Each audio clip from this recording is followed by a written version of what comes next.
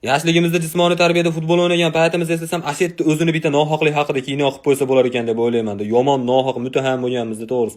Mana shu haligi futbol o'ynashdan oldin tanlash boshlanadi. Ikkita sardor bo'ladi. Bitta eng yaxshi o'ynaydigani, ikkinchisi o'zini eng yaxshi o'ynaydigan bilan bir xil o'ynayman deb o'ylaydigan sinfchi shepi bo'ladi. Boshlandi. Eng qizig'i hamma adashgani ketadi ikkita tanlash uchun.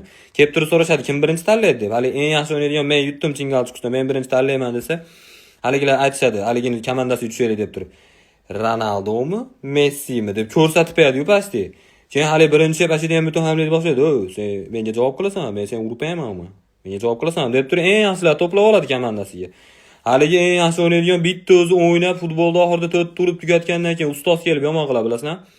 Har doim ustozlar bitta gap bor, do'stlik g'alaba qozondi deb qo'yadi. Qanaqa do'stlik g'alaba qozonadi? Ana 4 turgan gol uchun 4 ta joyda kalta ishini bilib turib ham yutdi. Hech yo'q, siz xursand qilib qo'ying, senlar komanda yutdi deb. Yo'q, unaqa narsa yo'q.